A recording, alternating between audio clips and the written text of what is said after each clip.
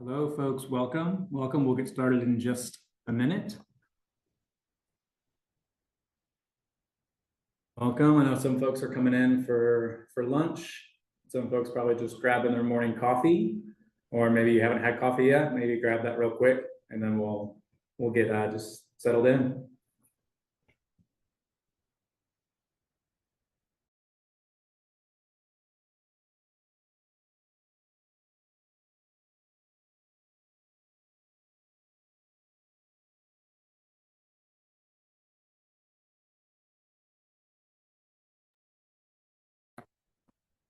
Welcome. Seeing a few more folks trickle in. Welcome. Excited you're here. Excited to get started.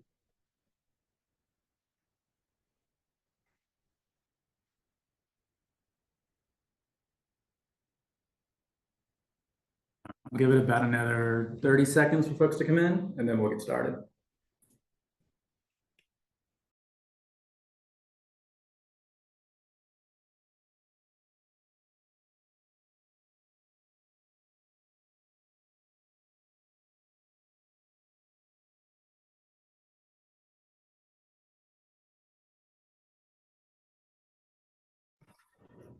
All right, let's do this. Hello, everyone. Welcome to the Drivetrain and Rillit webinar on board reporting. Really excited you're here. My name's Steven. I'm the head of finance here at Rillit, and really just excited to kick this off and do this. Our goal for this session is threefold. First of all, want to just give you really good practical tips on how to do board meetings, how to run them better, how to get good data. Really want to give you stuff you can apply today. Maybe some of you have board meetings this weekend or coming up very soon, so want to be as helpful as we can there. Secondly, we'll have a few templates that we'll provide both during the session and afterwards. The templates you can use for your board reporting and investor relations. Now we'll talk a bit more about that in a minute.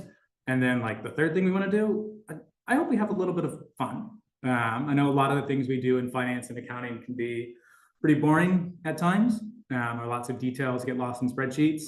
So I hope we enjoy this a bit. I know some of you are probably sitting down for lunch. Some of you may be just getting the day started on the West Coast, enjoying some coffee.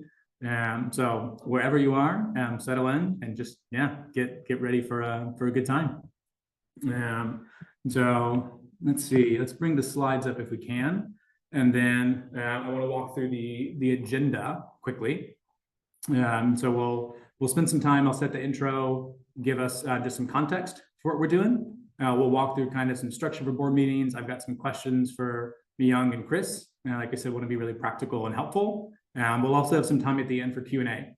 So if you have questions as we go, feel free to drop them in the chat, and we'll get to them at the end. So really excited for that.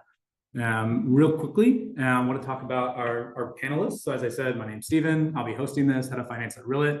But more importantly, we have Myoung Kang here. She's just comes with a wealth of experience in startups. Has affectionately been called the startup mom at times. So she's worked at over 30 startups, and nearly half, I think 18 of those have been acquired. So a track record that I myself would love to have. I'm sure many of us would like as well. So just really excited to have her here. She's supported Notion Finance, First Round Capital, CFO advisor, and currently is at Mother Duck doing operations and finance executive work. Mother Duck, I'm not sure how exactly she does it, but Myoung just has this talent for finding and embedding herself in just really good startups. So Mother Duck is just really revolutionizing data warehouse. Very cool stuff happening there.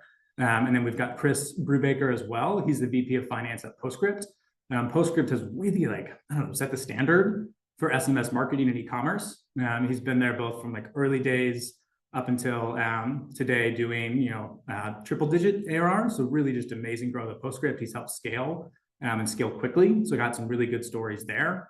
He's also worked at Online MedEd, Access Finance Advisor for startups, and really just one of the sharpest minds I've met in finance. So really stoked to have both Chris and Myoung here today. Quickly, once again, I want to mention before we get started, we'll have 3 templates that we'll share after the session. We'll have one, a board deck template, one will be an investor relations template, and one a board memo. We've seen some folks start to do more kind of Amazon style memos to the board, which have been interesting. And then I expect that many of you, like if you're like myself, have spent many weekends on board decks and have lots of slides in your repertoire. So it can always be good to add more. Some of you may be going through your first board meetings coming up. So if you're wondering like if you should include ARR in your board deck, the answer is yes. And these board deck templates will be very helpful in figuring those pieces out. So that's it from my side. Want to start with Myoung and Chris, want to just jump in. And I'm curious, I mean, we talked about this a bit, but how many board meetings have you been a part of in your career?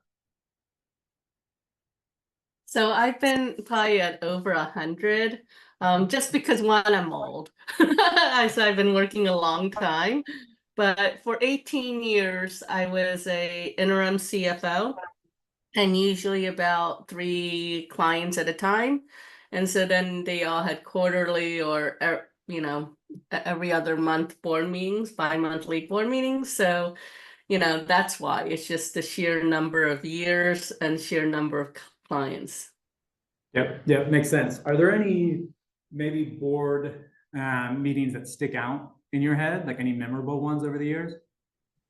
Well, there was one a long time ago where we thought it would be nice to introduce a new investor that was gonna that we had kicked off the docs for so that he could raise our Series D. And we go to introduce him and he says, "Oh, I wanted to let you all know that we've decided to not invest." And here we are, we're down to like we had over like 120 people. We did not have much runway, right? And under the federal act of warn, we had to actually tell people like, hey, we don't have enough money to pay you, right? Which is terrible. But it was kind of one of those shocking meetings where we just kind of stared, and then luckily he left because we didn't have to ask him to leave. Right? But it was one of those things where then we had to talk about what happens next. And so it was one of those scrambles that we had to all get together in that meeting, come up with a plan with our investors, and it was probably one of the most stressful board meetings I've ever had. I think for a finance person, a boring board meeting is actually quite nice. Yeah, agreed. It's pretty common wisdom not to bring bad news to a board meeting, but it's much harder when they bring bad news to your board meeting. Yes. Chris, maybe same question to you. Maybe any memorable board meetings, hopefully some good ones, maybe. Yeah, for sure. I've been in not nearly as many board meetings. I've been probably in 2 dozen and supported another dozen or so more. But one of my favorite ones was actually one where we had this awesome idea that we were super hyped about internally. And so we had this like prototype of a product we wanted to build that, basically our founders built in like a weekend to try and just show off what the capabilities were. And we wanted to invest in it more. And so we sort of used the product roadmap section of our board meeting to hype up the opportunity that we were driving from this and, put some opportunity numbers to it, showing them with our customer base and how we're thinking about pricing it, what the opportunity for growth was for the company. And the goal for the board meeting was to really just prime our existing investors for potentially putting in sort of an extension round to help fund this like new growth vertical. And we were planning on how we were going to make the ask after the board meeting. We had sort of a approach laid out, but the hype structure at the board meeting actually led them to come to us immediately after the board meeting and be like, hey, like we want to help you build this. So let's talk about what terms would look like for an extension round. And so we were able to get what we wanted done without having to even make the direct ask. Nice. That's awesome. So it sounds like you structured the ask kind of alongside with the board meeting, except like indirectly. Is that right? Yeah, we'd planned to make a formal ask, like basically after we gave the board some time to digest what they'd heard. But we didn't need to. They were ready to go.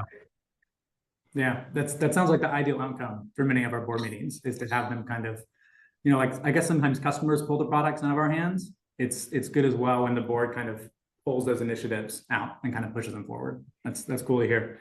I'm curious for you, thinking through different board meetings, how do you typically like to prep for a board meeting? I'm thinking like typically you want to start early, right? But how do you think about prepping for one? I like to start early because as soon as I have the financial information ready, I actually review it with all the executive staff because the last thing you want is like a VP, in the board meeting say, hey, my expenses weren't that high, right?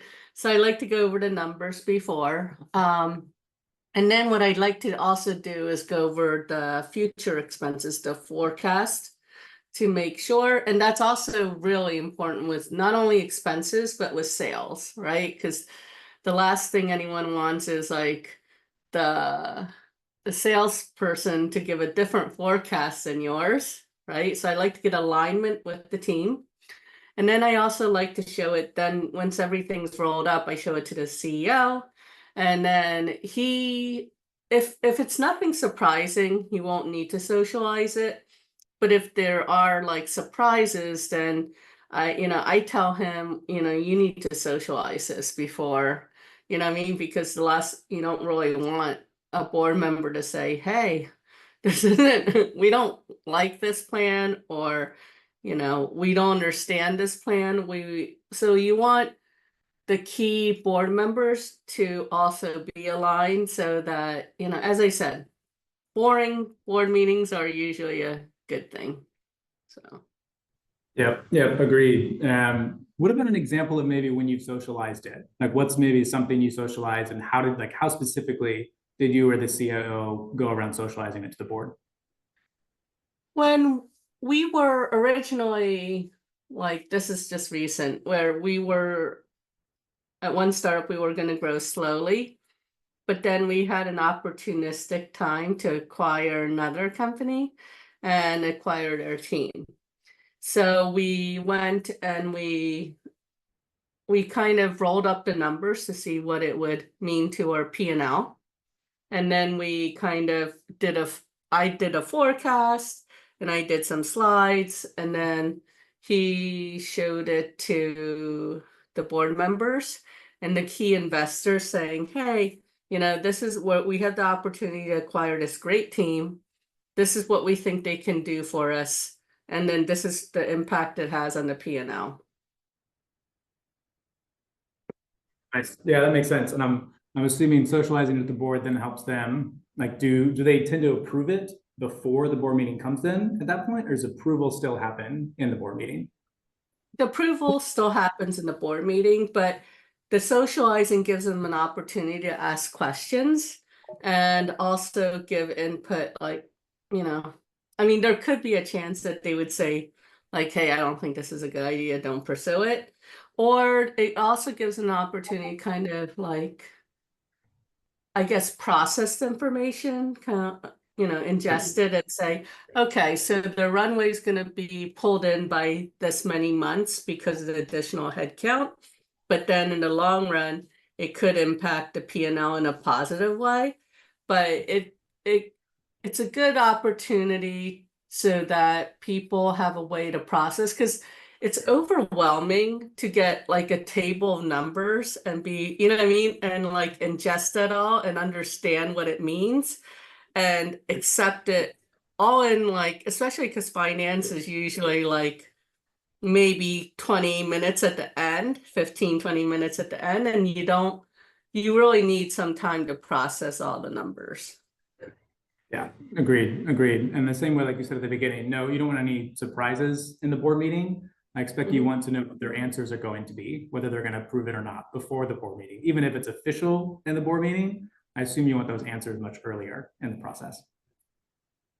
Yeah, and also just to get some support, because there could be one or two investors who are kind of like, they're not quite sure, but they're like, okay. And then you get a couple of others who are like, yeah, this is a great idea. And then it gives them, time to prep that, like, during the board meeting, they'll say, I support this because of these reasons. And it's nice to have that kind of support. Yep, makes sense. Chris, want to ask you about like setting reasonable expectations with the board.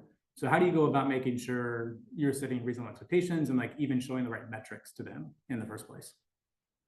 Yeah, I think it all comes down to understanding what your board is most interested in and what are the things that they look for.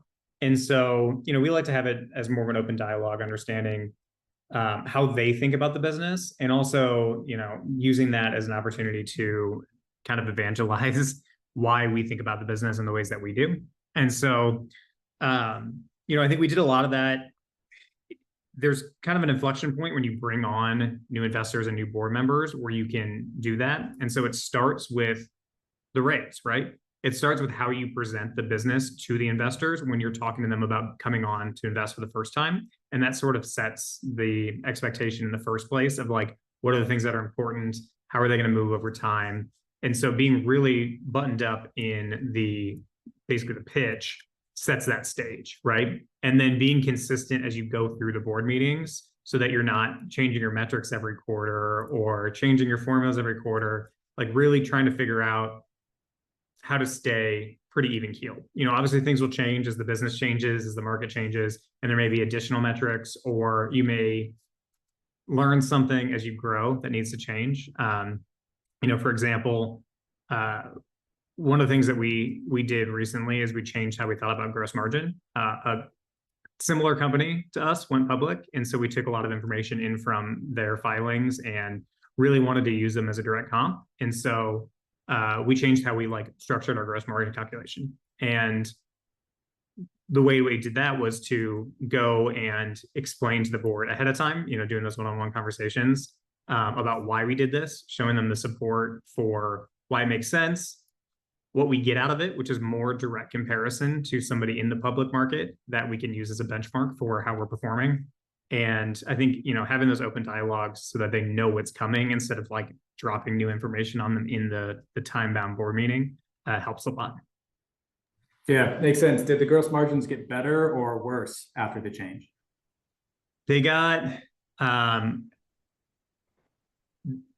little bit better, but they also got more stable over time, right? And so it showed a much more reasonable time horizon to show how we've progressed against our gross margin benchmark, which I think helped. It eliminated some of the noise. It smoothed out some of the early stage chaos with margins as you think about things like stock comp expense and customer support costs. Yep, got it. No, that definitely makes sense. Maybe jumping off that, I imagine it would have been tougher if, let's say gross margins did get worse, right? And you wanted us to move that way and different direction. Myoung, how do you think about giving bad news to the board? Or maybe what's an example of when you've had to deliver bad news like that? I've been in situations where the sales weren't quite as what we thought we were going to be, or AWS, the hosting bill was a lot more just because of some changes that were made in the setup, or that they didn't clear out storage logs. So anyway, so what I tend to do, again, is just socializing and communicating, right? If you communicate ahead of time and say, hey, sales weren't as good as we hoped because of, but this is what we're doing to address it. Or AWS bill was a lot more, but this is what the head of engineering is doing to make the changes. I think that communicating the problem and communicating a solution is the best thing, because you just don't want to present anyone with just a problem and not a solution, right? So I think that that's the thing, is you also need to really come up with planning quickly sometimes. Yeah, no, that makes sense. Kind of thinking about stepping from that, and I'm thinking board communications or investor communications. How do you like to structure communications, and maybe when do you use a deck versus a memo, maybe just an email? How do you tend to think about that structure for the board communications? And we'll start with you, Myoung. Well, with bad news, you definitely need to do a call or a meeting, right? And then I like to often have a summary. I'm sure Chris, agrees with me, is that when you deliver bad news, you want to watch their face, and you want to make sure that it's a discussion rather than this email where, because written communication can be taken in various forms, whereas when people explain, also they can be very reassuring, right? And calm, and you can bring somebody down rather than like written communicate. It's like Slack, sometimes when you see people escalate on Slack, it's because it's all written and you can't tell the context, right? So usually I like, for bad news, it's definitely this. For sometimes with good news though, I have sent like a little loom, or like with everyone celebrating, or like a photo of like sales. But like with good news it's okay, because it's okay to just send it in an email or a text. But but bad news, you need to kind of deliver it in an interactive way. I'm sure Chris agrees. Yeah, I think that's a great point. Another thing I think about is just like the structure of your interactions with the board in general, and also your other investors, right? And so there's a tiered approach to it in a lot of ways. You think about what's like required based on your fundraising docs, like different investors may have different information rights. And so being able to set sort of those couple different tiers and being able to target your reporting for those tiers to make it as seamless as possible, right? You don't want to be doing 9 different reports for 9 different investors. So by bucketing those, you get to really focus in on like, what can we deliver to the different tiers? And I think that takes care of like sort of a cadenced reporting to people to your investors who may not be at the board meeting. And then you can do a general investor update if you want to have a little bit more hype from the CEO that talks about the business in more than just the numbers. For the board meeting, we always do a quarterly board meeting, and we actually use a combination of both a deck and a memo. We like to think of the memo as sort of the pre-read, right? And we still use that socialization, that one-to-one, where either me or the CEO will talk directly to board members to make sure there's nothing that's like super surprising. But the memo can also be a great way to socialize what's going to happen in the meeting ahead of time.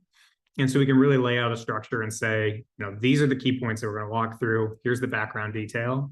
And then we actually use the slide deck to direct the meeting. And that leaves us a lot of room to get the most out of our time live with the board, to really, have open discussions, brainstorm, and really like use the time to drive the business forward rather than using the time to rehash what happened last quarter.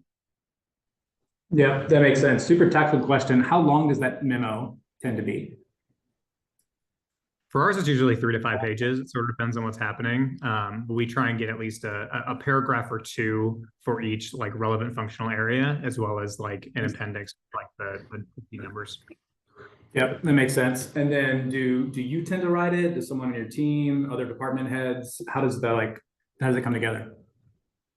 For us, it's the chief of staff coordinates it, I would say. And so it's sort of owned by our chief of staff, and our COO is the like final sign off on it before it goes to the CEO to, of course, review it. But the key contributors are generally the CFO, COO, and chief revenue officer, or somebody in like the market. Yep. Okay, that makes sense. Yeah, I remember my first CFO would spend typically a couple weekends before the board meeting, and would just write everything down that he was thinking through. Whether or not it went to the board or not wasn't important. The important thing is that he had thought it through, understood it fully, and could communicate it. So that's helpful context and structure. Myoung, I'm curious on how you think about board makeup. It seems more common now for there to be board observers, whether that's because some of our investors like to have it on their LinkedIn pages, or because it's actually helpful. I'm not entirely sure all the time, but how do you tend to think about board structure? And then like, how much influence do you typically have, or how do you gain more influence maybe on that? So I'm going to be completely honest. We don't have much influence on it's really the investor rights agreement and like who gives us the money. I will say that like Mother Duck, for example, we only have one outside board member, and we were fortunate that enough people wanted to invest in us that they didn't want a board seat, right? They didn't ask for one. We just said, hey, we're not giving out board seats. If you want to invest in us for a Series B, you take it as is. And fortunately that happened. But we have a ton of board of observers. And usually, actually, the board observers, some of them are really good because they do offer strategic advice. They have a lot of experience. They also see a lot of like information across their portcos. So they can give us, some advice, or they'll say, hey, usually, this is the KPI that I see, like this level, you guys are higher or lower. And it's always great to have insight from other portcos in similar, sizes. But for a board composition, it's always nice to have like somebody who's like go to market, right? Their advice on like marketing and sales. And then it's always good to have somebody who's technical, who really understands the technology and the industry that you're in. And I think lastly, in a later stage, like Series D, it's good to have a finance person. But before Series C, I would say that it's too early because you're not really running on financial performance for Series A and Series B. Yeah, agreed. At that stage, it's much more kind of product market fit, finding fit there and scaling, and less having someone finance on the board there. Have you ever had to, let's say like you didn't have a technical experience on the board? How did you go about finding someone to fill that spot? So actually, usually we do have somebody technical just because Series A, I mean, the first investor, they're in it because they really are interested in the product, right? And so I'll never forget this one board meeting. Jordan Tagani like ran a query, right? And he said he's like, this is the old version. He goes, and took 34 milliseconds, right? And he timed it, right? Then he said, but the new version, you can do it in 17. So they got it within half, right? And then I'm sitting next to this guy named Tomash, right? Who's from Theory Ventures. And he's on our board. And I see him run the query and time it on his phone right during the board meeting. And I was like, and I looked at him and he just looked at me and smiled, but I was shocked to see that somebody would knew enough to like write out the query and run it within the Mother Duck workspace. But then another example is like Martin Casado. He really understands, he's from A16Z, and he really understands the technology before he invests. So I feel like the technology and the product people are actually, they find you, right? Because they hear about you and they will find you. And then often they do ask to be on the board to have influence. What do you think, Chris? Yeah, I think it's really interesting to think about like the different ways that you can construct a board to really be there to support and drive the company. And you only have so much opportunity to do that based on who your investors are. But feeling out your board and getting to know your board so that you can really understand where their strengths and sometimes weaknesses are is major, right? For the strength side of things, is exactly like that, like figuring out like who can be there to help in certain situations, who's the best people to go to when you have certain strategic questions you want to talk about, or if you have an opportunity you really want to analyze. But I think the weaknesses are important too, right? Not to like exploit weaknesses or anything like that, but because it helps you understand how you want to structure and present to your board and how you want to do the socialization and the like pre-read process, so that if you know that your board is really good with like go-to-market strategy and financial planning, but maybe not super technical, then you can tailor the way that you talk about your product roadmap and your upcoming releases in a way that brings them into the fold and like helps them understand why we're doing what we're doing. And on the flip side, like if you have a super technical board, you may need to spend more time talking about things like the go-to-market funnel and like what are the things that are going to drive success for our growth, because they're thinking about the product investment, but not how that turns into dollars in the back end. Yeah, well, that's a good insight. That makes a lot of sense. I imagine the board meeting can be a lot less helpful if, say, it's all focused on product and they're all product focused, and you don't spend time walking them through the go-to-market strategy and how the company scales up well. Makes sense. That's interesting there. Myoung, what are the most common like mistakes, either like you made early in board meetings or you see other finance leaders make in doing their board meetings? I think the big mistake is to not be prepared. Or I've come into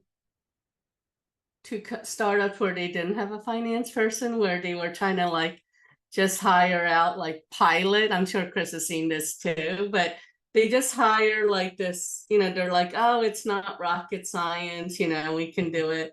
And then they show up to the board meeting. And then the next thing I know is an investor calls me and says, hey, I want to talk to you about an opportunity because I have some concerns, right? And so that's one of the things that some of the things that I've seen happen.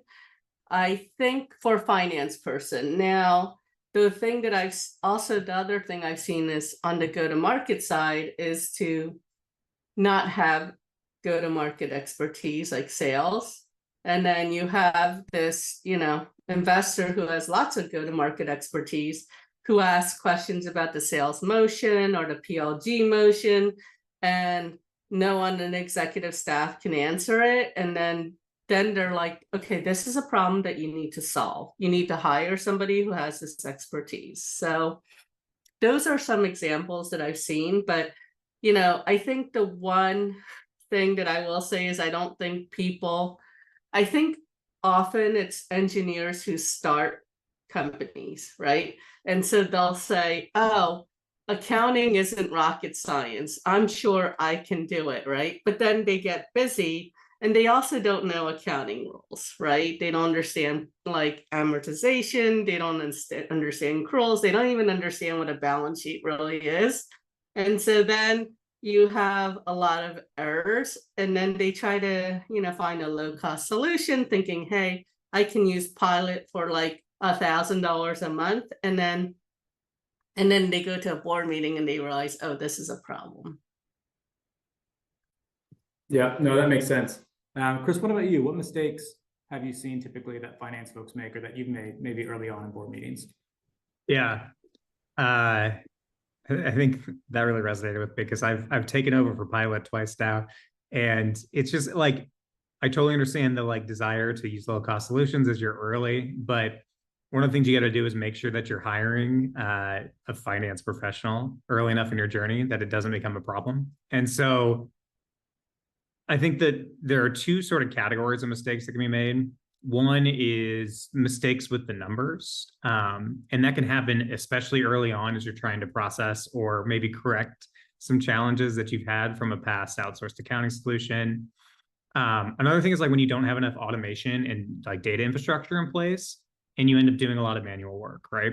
And so one of the things that I always try to do very early on is put the structure in place that'll really give us tight access to our numbers and reduce the amount of like human input needed to turn those into a board presentation. I think like, you know, human taking numbers from one place to another place without the connections to really automate that is one of the biggest places for errors. And so, you know, even if it's just like putting numbers on a slide, if you're not doing that in a way that like takes it from a source of truth, it's easy to miskey things. It's easy to mispresent things. And so I think like really investing in how to do that early makes a big difference so that you can spend your time instead of copying numbers over, you can spend your time sense checking them, putting extra eyes on them, and doing what's important, which is the narrative and the explanation for what those numbers mean about your business. I think the other like error is like, it's less an accuracy thing and it's more of like an approach thing, is when you don't align your team. And so, you know, Myoung talked about this a little bit, but like, you don't ever want to go and show the board a bookings number in the meeting and then have your VP of sales or your CRO be like, oh, actually it was 5% higher than that, because he or she's always going to want to say the right number in the meeting. And the minute they do that, it discredits everything else that you're presenting because the board's thinking, well, what might be wrong about this? And so a mistake would be not aligning with the teams that are going to potentially question your numbers. And so for every board meeting, we make sure that like all of the sales numbers run through the go-to-market leaders. They have seen them, they agree with them. All the cash numbers go through the accounting to make sure that like the bank balances match and there's not going to be anything weird there.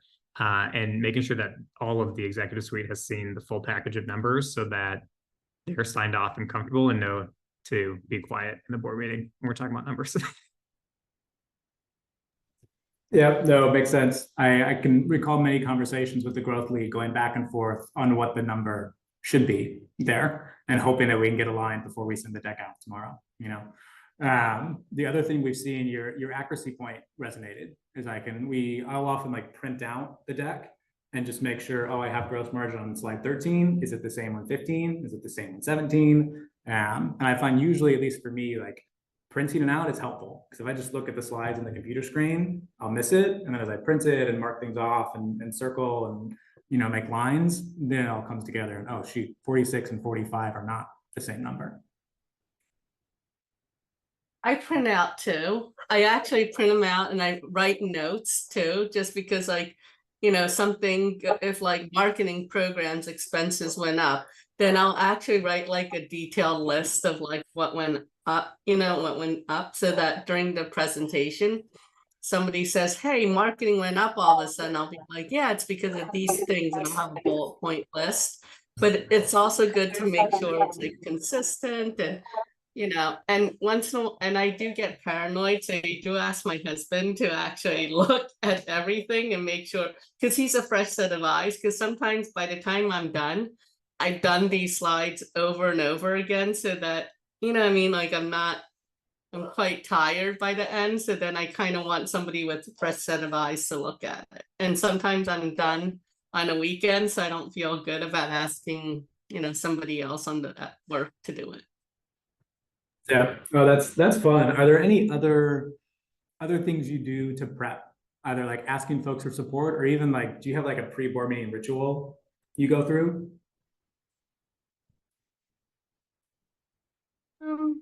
Other than just like doing the alignment and like rolling up everything, checking for accuracy and you know what I mean, and consistency. That's pretty much what I usually do is just make sure everything's accurate, consistent, and aligned with everyone on the management team.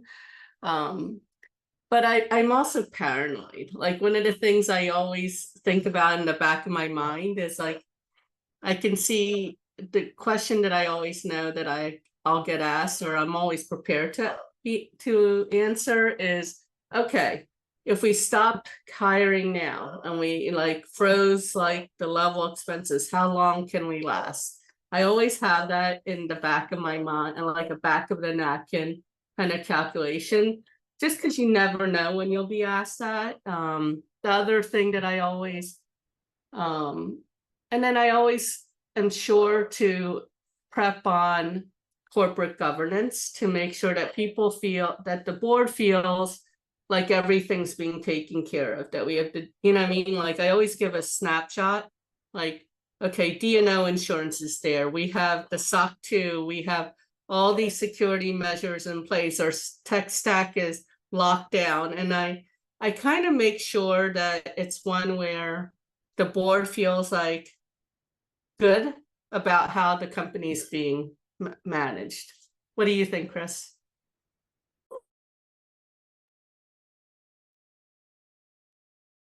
Yeah, I don't know if I have any like true like rituals or anything like that prepping for the board meeting, but I think what's important is like just getting in the right headspace and making sure that you're free from distractions as you're getting up to the time. And so I usually try and block off the hour before the board meeting and do my Slack catch up and clear the queue of anything that needs urgent attention for 15-20 minutes at the top of that hour and throw up my notification that's like, I'm going to be out of pocket for the next 3 hours. Reach out to my team if you need something.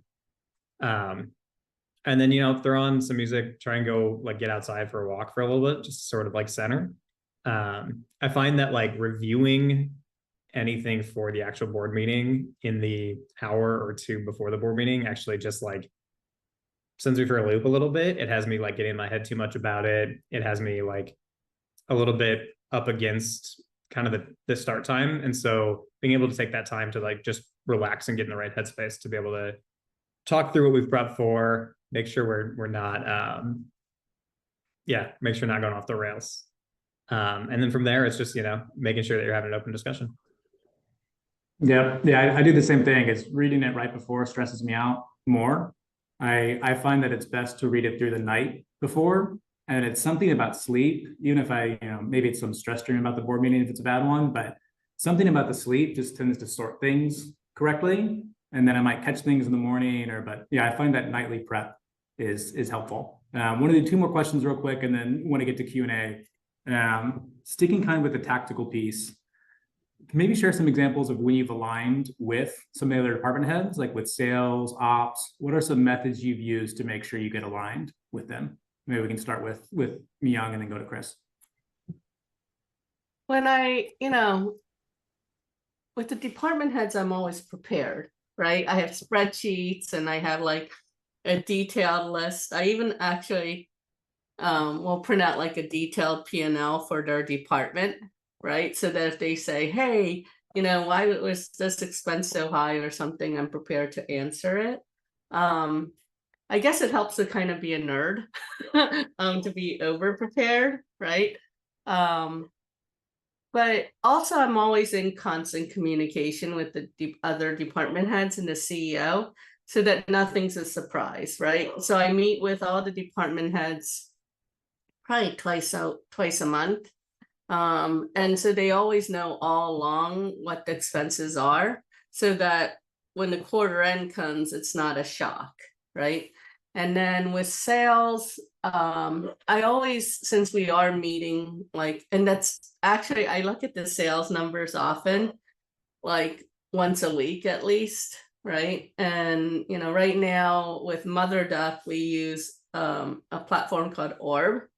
So for usage-based billing, and I swear I look at that every day, just because I constantly want to know what it is. And because you're, while you don't need to actually do every transaction because, CFOs often aren't transactional, you still need to know the numbers and you need to be prepared to answer. Like somebody saying, how much revenue, how many customers, what are your expenses? Like, what are your top five, what are our top five, expenses for the company? You want to be the expert because you should be the expert on it. So I think it's just one of those things where you shouldn't do it at the last minute. It's like you should always be aware of all these numbers. Yeah, that makes sense. That speaks a bit to what you talked about earlier with automation, Chris. Before we kick over to the Q&A, what either softwares or tools or methods have you used to automate a lot of that financial reporting and board decks? Yeah, we've gone through a variety of softwares over the years with different companies. It can be as simple as whatever connector you prefer to get your GL into a Excel sheet with standardized lookups and stuff like that. So it doesn't have to be super fancy. We've right now we are moving from QuickBooks Online to Rillit to try and get our accounting stack a little bit more robust.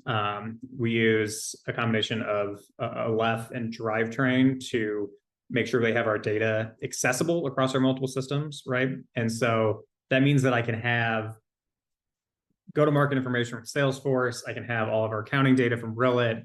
We can have product usage metrics and other metrics that help drive the forecast coming from Snowflake, from HubSpot, from Greenhouse for hiring, and all of our payroll from Rippling. And it really keeps us really aligned. And then I don't have to go and consolidate a bunch of data into one place by hand. I can just set up the metrics that I have and know that every time we refresh and move that month forward to actuals through August, that it's going to be right there at my fingertips. And so then I can even have, different cheat sheets. So I have a dashboard for go-to-market. I have a dashboard for board prep that I can always have up and sitting next to, I mean, we have virtual board meetings, which helps, but I can have it sitting up next to my Zoom window so that if somebody asks a question, I don't have to go hunting for it through my deck or through my memo. It's just sitting there in a pretty digestible spot next to my screen. Yep, nice, makes sense. Want to open it up to the audience for Q&A.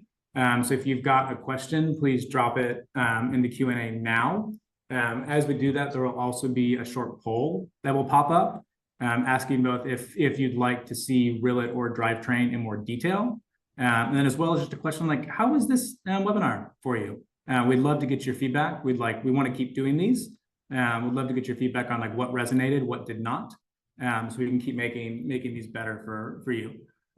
So real quick before we open for Q&A, and as you put questions in there, want to let you know we'll send a slide deck with kind of descriptions on Drivetrain. Rillit, we'll do the memo, and templates as well. But just want to mention like what Drivetrain and Rillit do.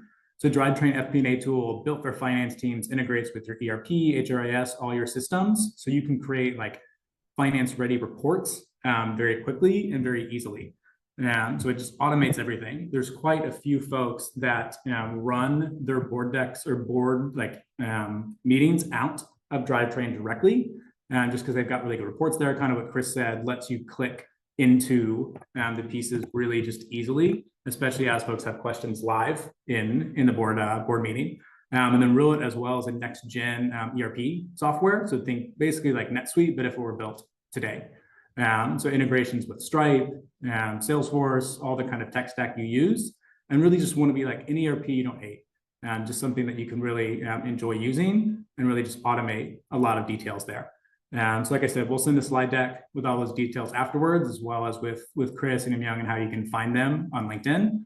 But yeah, I want to open it to the audience for questions. I think we've got a few in here already. Let's start with one on department budgets. So maybe Chris, we can start with you. What do you use for department budgets, both to gather from departments and then combine them before loading into your accounting system or budgeting system? Yeah, I mean, historically, we've always used either Excel or more recently Google Sheets, which is pretty collaborative. We set up templates so that we can work with each department and use basically like a consolidation template to pull those all together, and then we can load them in the accounting system. Recently we moved over to Drivetrain, and so we're actually able to replicate sort of a similar structure in Drivetrain as the Google Sheets, but it has much more information at our fingertips, and it automatically consolidates up. And so we can use that to essentially not just set the budget, but we can also scenario plan using the inputs from our department heads, which has been really helpful. Yeah, it seems like boards are asking more for scenarios than they used to in the past. Maybe that's driven by a bit of the profitability change and interest rates and whatnot, but scenario planning seems to be much more important than it did 5 years ago. Myoung, what do you use for department budgets, either at MotherDoc or historically? I usually use Google Sheets just so that it can be shared. The tricky thing about Google Sheets and Excel is that it's hard to share just one department with one person. So in some ways you can just say everybody can know each other's salaries, right? Because it has this roll up, right? I am trying to use a software tool called Cube right now. And that's been a little bit better because it kind of gives granularity to the department level for each person for budget versus actual. So that's helpful. But yeah, it's for most of the time I've been using Excel and Google Sheets. Yep, makes sense. Another super tactical question from somebody: who should run the board meeting? CFO, CEO, or a combo of both, or somebody else? And Myoung, to you first. Okay. So usually the CEO is the MC for the board meeting, in my experience. However, getting the board deck together is something that I usually coordinate. But we don't have a chief of staff here. I guess if we did have a chief of staff, we would. But right now, I think usually the finance person I just kick off the deck. I tell everyone to add it in, and then that it's also, I hate to say it, but a form of control for me, because then I can make sure that like all the numbers, all the slides are aligned, right? So I don't see any big surprises. Yep. Yeah, I like to own the board deck as well. Maybe it's control as well, but I think it's better for everyone. Maybe that's just me. Chris, do you run it? Does the CEO run it? How do you guys run your board meeting? Yeah, similar answer here. CEO is the MC and like runs the show. And then, I'll of course coordinate and run most of the financial update section. We sort of, I would say that I generally start to draft the deck, but towards the end, our chief of staff takes it over and gets everything else fleshed out and like helps with the layout to align how we're thinking about the agenda between the CEO and our like product teams as well. And so the chief of staff really helps like get it from 80% there to the finish line. Yep, makes sense. One question on metrics. Myoung, maybe we can start with you. What is like the most important SaaS metric in your opinion the board cares about? And then conversely, what's maybe an overrated SaaS metric that the board asked for but isn't very helpful most of the time? Well, the one thing, I guess a basic one is ARR, is the one that they do. When it's later, they will ask for NRR. But I think the one thing that they often ask for is CAC.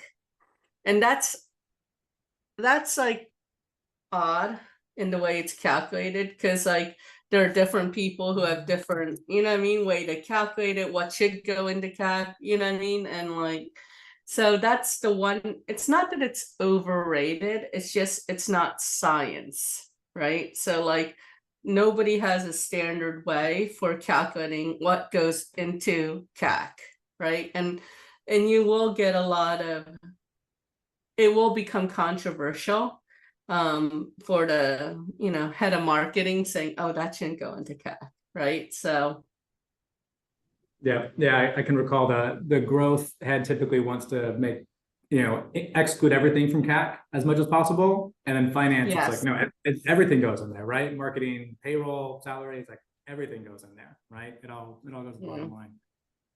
Chris, what about you? Yeah, I think one of our most interesting metrics that we talk about regularly is net dollar retention. I think it's a really important metric. It's also really important to be able to define it correctly, to be able to use as a relevant metric.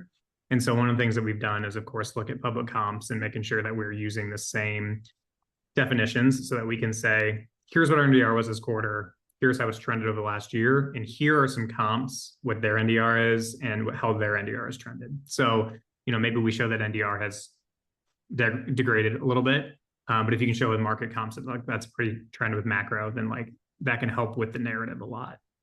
I think for an overrated metric, I don't like SaaS magic number. I know a lot of people use it. It's like I think it's overly simplified, and yeah, and like it depends on your lag, right? It depends on your sales cycle, and like it overly simplifies something that has a lot more nuance to it. Also, as more companies shift to a usage-based model, ARR can be a challenge to calculate, and you might spend some money last quarter that's going to drive big growth in 2 quarters. And so just using the like standard quarter offset, I think makes it noisy from quarter to quarter. Yeah, no, that makes sense. Maybe like jumping from that, how do you, let's say, I don't know, Chris, let's say your CEO or maybe a board member loves the magic number and really wants to see it. Do you just say, okay? Do you like try to explain why it's a bad number for your business? Like what's the best approach with something like that? I think it depends on how adamant they are. It's obviously something you can calculate, and then it becomes a narrative game of like explaining the trend over time and really explaining that. But I think most board members I've interacted with at least have been open to understanding why things make sense for the business and why they don't. It helps you understand like why something may be better, right? I can't really benchmark SaaS magic number against companies because most don't report it. And so what I can do instead is say they do report on LTV to CAC and payback months. So this will really show our sales efficiency against other players in the space much better than SaaS magic number would. Yep, makes sense. One more question, maybe to wrap it up, kind of a more, I think this is a fun question. Myoung, how did you build your narrative and storytelling muscles? obviously like storytelling is important in this kind of career path in general, but especially for board meetings, that storytelling muscle is important. How did you build that muscle? And how would you recommend we do the same? I think it's more that I think about it from the perspective of an investor, right? Like, what do they want to know, and how to make it interesting narrative so that it tells about what actually happened at the company, right? So early on, it's like only expenses when they're starting. So they want to know that expenses are under control, that you're good about planning. So I try to make sure that they have that narrative in place. And then later on, they want to know the business is growing, what lines of business are actually, you know what I mean, getting better. And I try to do that because you have to think about it from the perspective of the reader, I guess, or the recipient of the information. Is what do they want to know, and how can you frame it in a way that they feel like they understand the business and what's happening. Yep, makes sense. That's fantastic. We're just about wrapping up on time here. Chris, Myoung, this has been fantastic. It's been both like fun for me, lots of learnings personally, and just really good to hear from you both. So if we could have the audience clap, I think that would be great. But since we're on Zoom, I will manage here. So Myoung and Chris, thank you again both. The LinkedIns for Myoung, Chris, myself have been put in the chat. We'll also follow up. So if you want to follow Chris, Journey at PostScript, Myoung with Mother Duck, please do so there. And then want to thank our panelists again. Also want to thank Drivetrain for co-sponsoring this as well. Been fantastic working with them. I'll say from like Rillit and Drivetrain side, if we can be helpful for your finance and accounting reporting, please let us know. If you're just curious on what kind of next gen tech looks like in this space for both ERP and FP&A, would love to show it to you. Or if it's like a need you have right now, would love to see how we can help and kind of solve for you there. So once again, like, thank you for coming. We'll send on a recording of the webinar. We'll send those templates that we mentioned. Otherwise, good luck with your board meetings and good luck with your AOP. Thank you all for joining. See you soon. Bye.